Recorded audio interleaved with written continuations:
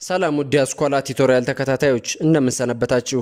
በዛሬ ፕሮግራማችን ፍሬሽማን ኮርስ አንትሮፖሎጂ በተሰኘው የትምህርት ክፍላችን የአንትሮፖሎጂ ኮርስ ዩኒት 1 የሆነውን ኢንትሮዲዩሲንግ አንትሮፖሎጂ ኤንድ ኢትስ ሳብጀክት ማተር በሚል ርዕስ ተዘጋጅቶ የቀረበላችሁን ሌሰን እንድትመለከቱ በአክብሮት እየጋበዝኩኝ ለቻናላችን አዲስ የሆናችሁ ሰብስክራይብ በተኑን በመጫን ቤተሰብ እንድትሆኑ፣ ቪዲዮ ጠቃሚ ነው ካገኛችሁት ላይክ፣ ለጓደኞቻችሁ ደግሞ ሼር በማድረግ እንድታጋሩ በአክብሮት እንጠይቃለን።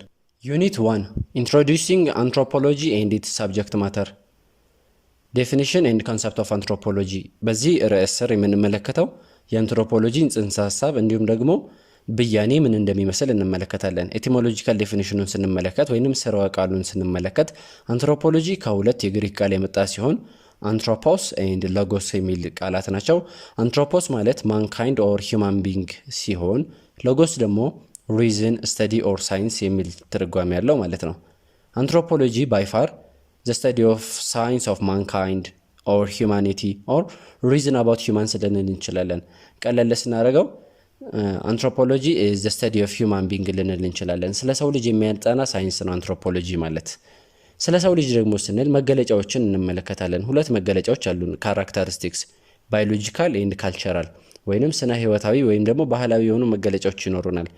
ሁለቱ ነጣጥለን ልንመለከታቸው አንችልምና የሰው ልጅ ደግሞ ስናጠና እነዚህ ሁለቱ ነገሮች ልናጠና ይገባልና ሁለቱን የምናጠናበት ሳይንስ አንትሮፖሎጂ ይባላል። እነዚህም በምናጠና ጊዜ በኋላም በደንብ በጥልቀት እንመለከታለን። ንጽጽርን ወይም ኮምፓሪዥንን እንጠቀማለን። አንትሮፖሎጂን ሞር ዲፋይን ለማድረግ ያክል አንትሮፖሎጂ ኢዝ ዘ ስተዲ ኦፍ ፒፕል ዜር ኦሪጂን ዜር ዲቨሎፕመንት ኤንድ ኮንቴምፖራሪ ቫሪዬሽንስ ዌሬቨር ኤንድ ዌኔቨር ዜይ ሃቭ ቢን ፋውንድ። የሰው ልጆች ባሉበት ጊዜ ስለ ሰው ልጅ የሚያጠና ሳይንስ ነው ካልን ስለ ሰው ልጅ ምንን ያጠናል?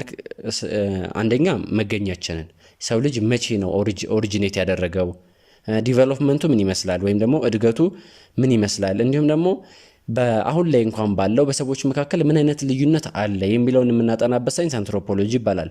ይህንን ካልን የሰው ልጅ መነሻ እስከ ዛሬዋ ሰዓት ድረስ ወይም ደግሞ ፍሮም ኦሪጂን አፕቱ ናው የሚያጠና ሳይንስ ነው ካልን ሞር ስኮፑ ብሮድ ነው ማለት ነው። የሰው ልጅ ኤግዚስት ያደረገበት ወይም አፒር ካደረገበት ጊዜ እስከ ዛሬው ያለው ጊዜ ስንመለከተው በጣም ሰፊ ነው። እስከዛ ድረስ ያለውን የምናጠናበት ዳራ ሞር ብሮድ ነው። ሶ አንትሮፖሎጂ ኢዝ ባይ ፋር ዘ ብሮደስት ስኮፕ ነው ልንል እንችላለን ማለት ነው።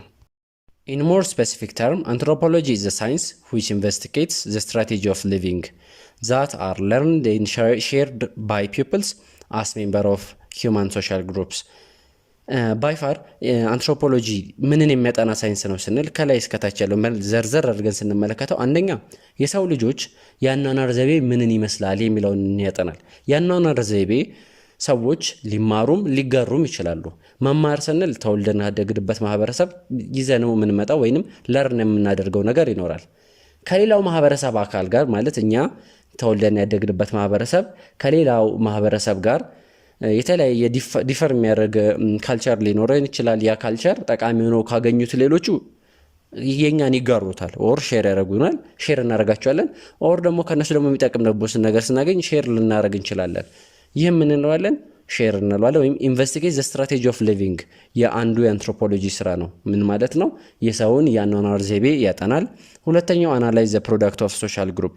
ሶሻል ግሩፕ ወይም ማህበረሰብ በሚኖርበት ጊዜ ምን አይነት ነገሮችን ክሬት አድርጓል ማለት ማቴሪያል ኦብጀክት ሊሆን ይችላሉ ወይም ናን ማቴሪያል ክሬሽንስ ሊሆን ይችላሉ፣ ወይንም በአማርኛው ቁሳዊ የሆኑ ሊሆን ይችላሉ፣ አሊያም ደግሞ መንፈሳዊ ወይንም ቁሳዊ ያልሆኑ ውጤቶች ይኖሩታል ያ ማህበረሰብ። ለምሳሌ ማቴሪያል ኦብጀክት ስንል አልባሳት፣ የቤት አሰራር ሊሆኑ ይችላሉ፣ የተለያዩ ቁሳቁሶች መሳሪያዎች ሊሆኑ ይችላሉ ለኑሮ የሚገለግሉባቸው።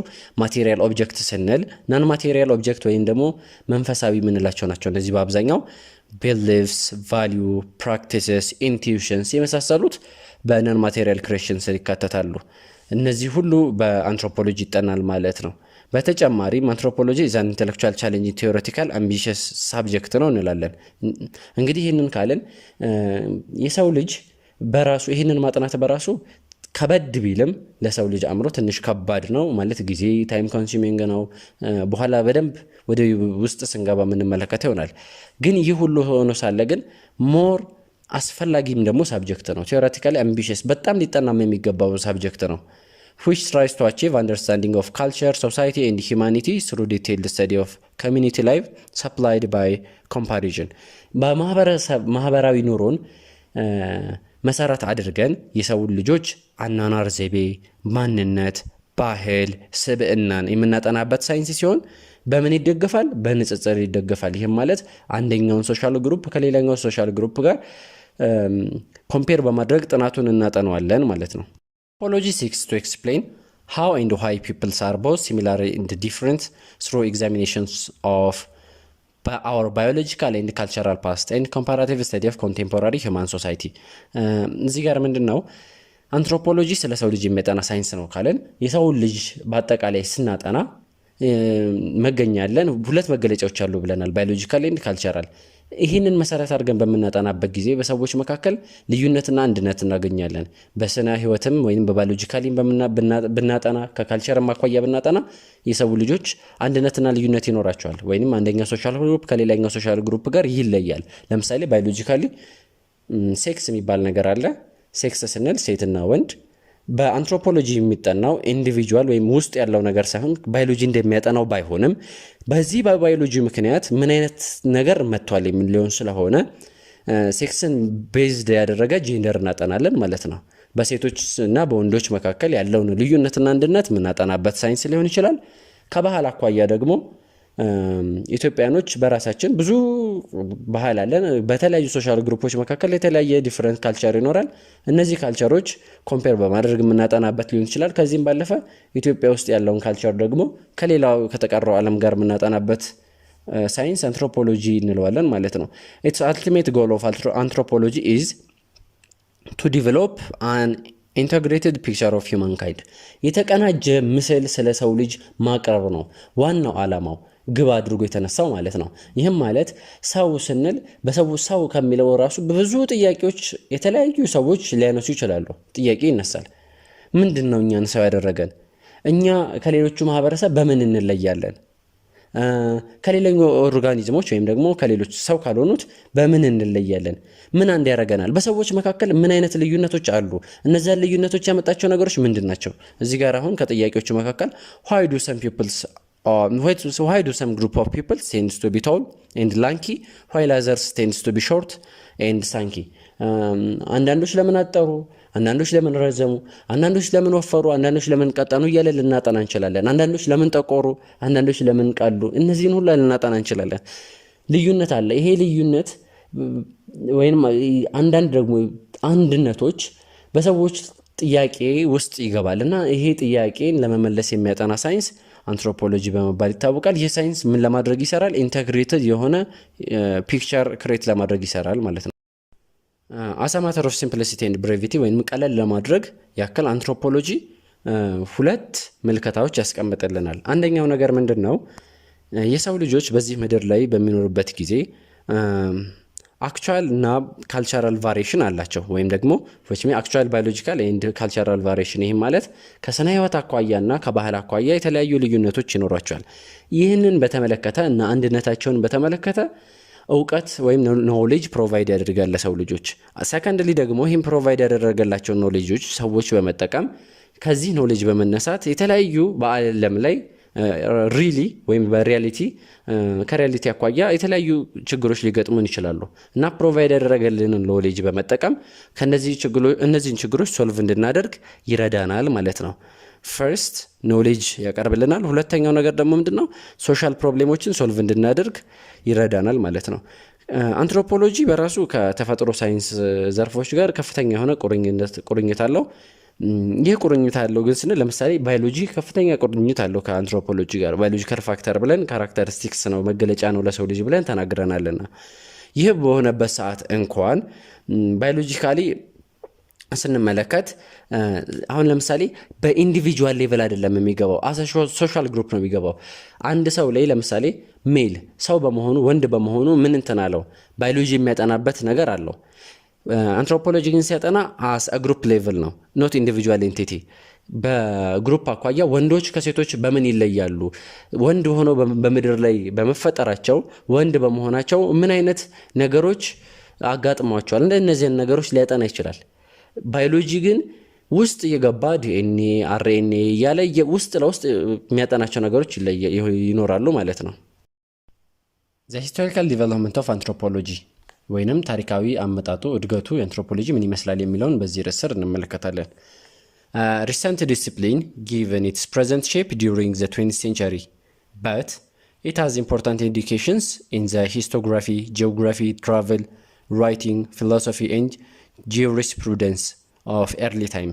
እዚህ ጋር ምንድነው ይሄ ሳይንስ አዲስ የመጣ ነው። ሪሰንትሊ ዲቨሎፕ ያደረገ ሳይንስ ነው። አሳ ሳይንስ ሞር ከ20ኛው ክፍለ ዘመን በኋላ በደንብ እየታወቀ የመጣ ሳይንስ ነው።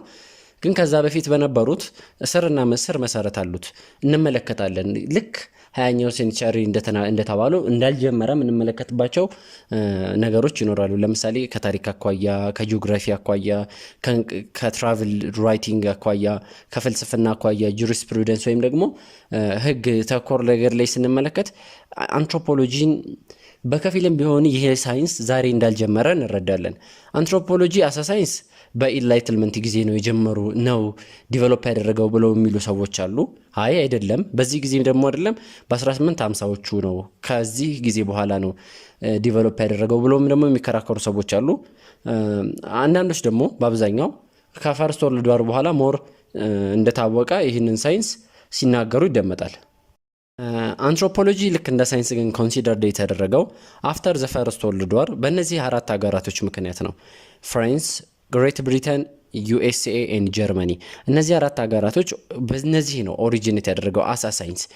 ነገር ግን ይህ ጽንሰ ሀሳብ ጥንትም የነበረ ነው። ስር መሰረቱን በምንመለከትበት ጊዜ ግሬት ኤንሸንት ኤንድ ሜዲቫል ግሪክ፣ ሮማን፣ ሂብሪ ፊሎሶፈርስ ኤንድ ሶሻል ቲንከርስ ይህንን ሳይዳስሱት አላለፉም። ነገር ግን እንደ ሳይንስ ዲቨሎፕ ያደረገው ቅድም በተናገርኩት በእነዚህ በአራት ሀገራት ነው። ዌስተርን ካንትሪስ የምንለው ዚስ ፒፕል ዌር ኢንተረስትድ ኢን ዘ ኔቸር ኦሪጂን ኤንድ ዴስቲኒ ኦፍ ሜን ኤንድ ዘ ሞራሊቲ ኤንድ ኤቲክስ ኦፍ ሂውማን ሪሌሽንሺፕ ዊች ሚንስ ዚስ ፒፕል የሚላቸው አንትሮፖሎጂስቶች ናቸው። አንትሮፖሎጂስቶች በዛም ዘመን የነበሩት ዛሬም ያሉት ምን ላይ ኢንትረስትድ ናቸው ወይም ደግሞ ይመስጣቸዋል? ተፈጥሮን፣ መገኛን፣ ማረፊያን እንዲሁም የሰው ልጅ ስነ ምግባር፣ ባህሪ፣ ማንነት የመሳሰለውን ግንኙነት እነዚህን ማጥናት ስለሚያስደስታቸው አንትሮፖሎጂስቶች በዚህ ውስጥ ተሰማርተው እናገኛቸዋለን ማለት ነው። while the root of anthropologists can be generally traced through the history of the western culture as far as back as ancient Greek social philosophical thinking, the discipline didn't emerge as a distinct field of study until the mid 19th century. ምንም እንኳን ልክ እንደ ሳይንስ ዲቨሎፕ ባደረግም እንደ 19ኛው ሴንቸሪ ከዛ በፊት በነበረው ግን የተለያዩ ሶሻል ፊሎሶፊዎች በፍልስፍናቸው ውስጥ በንግግራቸው ባሳለፉት ነገር አንትሮፖሎጂን ትኩረት ሰጥተውበት እንደነበር እንመለከታለን ማለት ነው። ጀነራሊ ስፒኪንግ አንትሮፖሎጂ is an academic discipline was born during the 19th century out of the intellectual atmosphere of enlightenment. ሞር ለዚህ አሁን እንደ ሳይንስ እንዲቆጠር ካደረጉት መካከል አንደኛው የኢንላይትልመንት መኖር ነው። ማለት ኢንላይትልመንት ቲንከርስ እዚህኛው ላይ ሶሻል ቲንኪንግ በደንብ ነበረና ኢንላይትልመንት ቲንከርስ ራሳቸው ጉልህ አስተዋጽኦ አድርገው አልፈዋል ማለት ነው። ስፔሻሊ ደግሞ ወይዘር ዘ 18th ሴንቸሪስ ላይ ካሉት ፊሎሶፈሮች ደግሞ ማንን ለጠናል እንመለከታለን? ቻርለስ ዳርዊን ቲዮሪ ኦፍ ኢቮሉሽን በሚል የሳተመው ቡክ ነበረ እና ማለት የሰው ልጅ አመጣጥ በሚል የራሱን የጻፈው ጽሁፍ ነበር። ይሄ ማለት አንትሮፖሎጂ የሰው ልጅ ኦሪጂን ጀምሮ ያለውን ነገር ለማጥናት ይፈልጋል ካልን ቻርለስ ዳርዊን ደግሞ እዛ ጋር ትኩረት ያለው ስራ ሰርቶ ነበር በ1970ዎቹ። በ1870ዎቹ ደግሞ ይሄኛው ስራ ሞር እንደ ፕሮፌሽን ኢመርጅ ማድረግ ጀመረ which means anthropology ማለት ነው። a major motivation for the growth of expansion of western colonial power and the consequence desire to better understanding people under colonial domination ደግሞ ከፍተኛ የሆነ እድገት እንዲያመጣለት አድርጓል። ይህም ማለት በቀኝ ግዛት ስር የነበሩት ሀገራትን ወይም ህዝቦችን ቀኝ ገዢዎቹ ባህላቸውን፣ ማንነታቸውን ማጥናት ፈለጉ እና ያ ደግሞ ኮሎናይዜሽኑ በራሱ ለአንትሮፖሎጂ ከፍተኛ የሆነ አስተዋጽኦ እንዳደረገለት ያትታል። during the formative years in the 1870s and 1880s anthropologists become a professional primary in museum ላይ ነበር ይሄን የምናገኝ የነበረው። ዌራስ ግን አንትሮፖሎጂስት አርሊ ቀደምት አንትሮፖሎጂስት ሞር ጥናታቸውን የሚያደርጉት ነን ኢንዱስትሪያላይዝድ ወይንም ትራዲሽናል ካልቸር ያላቸው ላይ ነው። ሲምፕል ሶሳይቲዎች ላይ እድገት ኢኮኖሚያዊ እድገት ያልተካሄደባቸው ዲቨሎፕመንት የሌለባቸው አካባቢ ላይ ነበር ጥናቱ ተወስኖ የነበረው። አንትሮፖሎጂስት በ19ኛው ሴንቸሪ ደግሞ 19ኛው ሴንቸሪ ምንን ኢንፈሳይዝ ማድረግ ጀመሩ? ሶሻል ኤንድ ካልቸራል ዲፍረንስስ አመንግ ሂውማን ግሩፕስ ወይንም በሰዎች መካከል ያለ ማህበራዊ ልዩነት ምን ይመስላል የሚለውን ለማጥናት ነው የሞከሩት። Here many of the indigenous people of the non-West world and their social and cultural features were studied in detail and documented. This approach is called ethnogeography. እነሱ ከመጡበት ማህበረሰብ ውጪ ያለውን ሰው ማጥናት ነው የጀመሩት እና ዶክመንት አድርጎ ማስቀመጥ ጀመሩ። ይሄ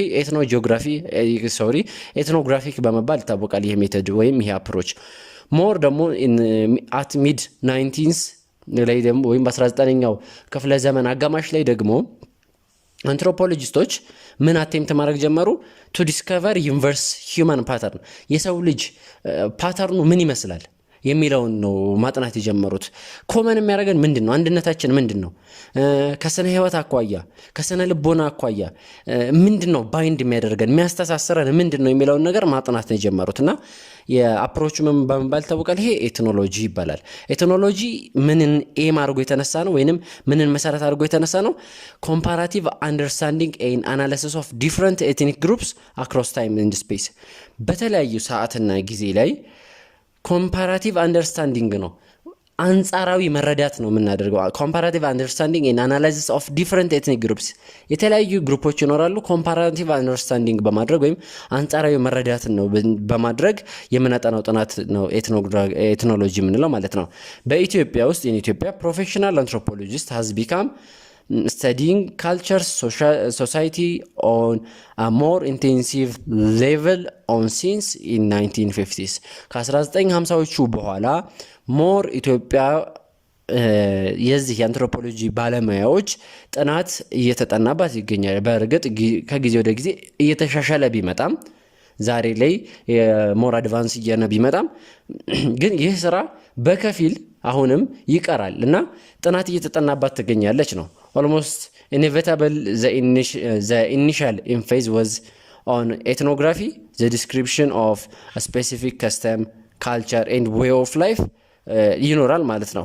ምንድነው ኤትኖግራፊን መሰረት አድርገን ብናጠና እንኳን ስፔሲፊክ የሆነ ባህል፣ አኗኗር ዘይቤ፣ ማንነት የመሳሰሉ ነገሮች ይጠናሉ። ምንም የማይቀር ነገር ነውና አንትሮፖሎጂ ይህንን እያደረገ ነው። ከሂስቶሪክ አኳያ ይህንን ይመስላል ማለት ነው። ስኮፕ ኤንድ ሳብጀክት ማተር ኦፍ አንትሮፖሎጂ ወይንም ደግሞ የአንትሮፖሎጂ የሚያጠናው ጥናትና የጥናት ዳራው ምን እንደሚመስል እንመለከታለን። The breadth and depth of anthropology is immense. There is no time and space left as far as man exists in terms of temporal dimension and spatial dimension ይለናል። የሰው ልጅ እስካለ ድረስ የአንትሮፖሎጂ የሚባለው ጥናት የጥናት ዘርፍ ይቀጥላል ማለት ነው። በሁለት ዘርፎች እንመለከተዋለን። አንደኛው ከጊዜ አኳያ ቴምፖራል ስንል ታይም ማለት ነው። ታይም ቫሪዬሽን ይኖራል ማለት ነው። ስፓሻል ደግሞ ስንል ስፔስ የሚለው ትርጓሜ ይሰጠናል። ታይም ስንል ቴምፖራል ወይም ከጊዜ አኳያ ስንመለከተው የሰው ልጅ ትላንት ነበረ፣ ዛሬም አለ፣ ነገም ይኖራል ብለን እናስባለን እና የሰው ልጅ በሚኖርበት ጊዜ በሙሉ አንትሮፖሎጂ ይጠናል ማለት ነው። ትላንትም ዛሬም ነገም የአንትሮፖሎጂ ጥናት ይቀጥላል። which means covers the past, the present and even the future በሚለው እንስማማለን። ስፓሻል ዳይሜንሽን ደግሞ ከቦታ አኳያ ደግሞ ስንመለከት የሰው ልጅ ባለበት ቦታ ሁሉ የማይዳሰስ ነገር የለም። ከሰው ልጅ ህይወት ጋር የተገናኘ ነገር ኦል አስፔክት ሊሆን ይችላል። ልምዶች ሊሆኑ ይችላሉ፣ ተሞክሮች ሊሆኑ ይችላሉ፣ ማህበራዊ ኑሮ የመሳሰሉት ነገር በተለያየ ስፔስ ላይ ወይም የቦታ ዲስትሪቢዩሽን ላይ ስፓሻል ዲስትሪቢዩሽን ላይ ስለምናገኘው በስፓሻል ዳይሜንሽን ይሄ ሁሉ ነገር ይጠናል። which means covers all aspects of human way of life, experience and existence as human live in the social group ማለት ነው።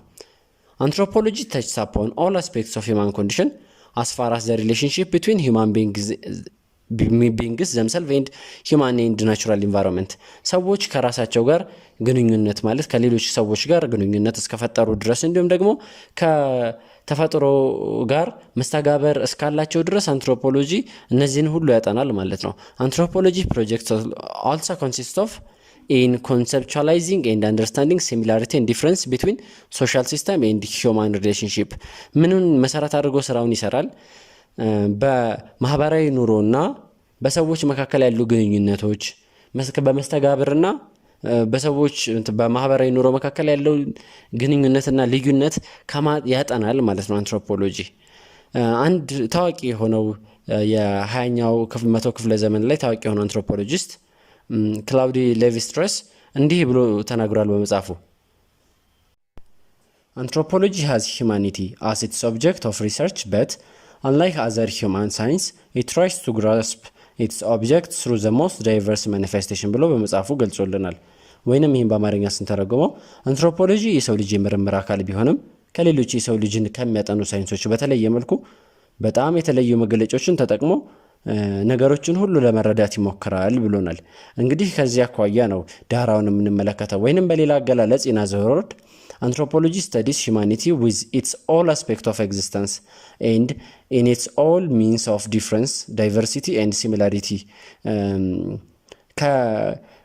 አንትሮፖሎጂ ከሰው ጋር የተያዘ ነገር እስከሆነ ድረስ የማያጠናው ነገር የለም ማለት ነውና ሲያጠና ግን በሁለቱም በኩል ነው የሚያጠናው።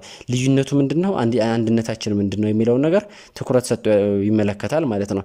ከዚህም ባለፈ wherever human being live there is always anthropology and whenever human being lives there is always anthropology ወይንም ሰው በማንኛውም ጊዜ በየትኛውም ቦታ ላይ ቢኖር እንኳን ምን ይኖራል ማለት ነው? the science of anthropology always exist ያደርጋል። usually anthropologists investigate the interrelationship taking as their point of departure, a detailed study of local life in a particular society or a defined social environment ወይንም ይሄም የሚለው በአብዛኛው ጊዜ አንትሮፖሎጂስቶች በአንድ ማህበረሰብ ወይንም በህብረተሰቡ ውስጥ ስላለው ህይወት ዝርዝር ጥናት በማድረግ እርስ በርሱ የሚዛመዱ ዝምድናዎችን ይመረምራሉ ማለት ነው። የዛሬ ፕሮግራማችን እንደተከታተላችሁት ይህን ይመስል ነበር። ጥያቄ፣ ሐሳብ፣ አስተያየት ካላችሁ በኮሜንት ሴክሽን ላይ ብታስቀምጡልን ምላሽ የምንሰጥበት ይሆናል። በሌላ ፕሮግራም እስከምንገናኝ ድረስ ደህና ሰንብቱ።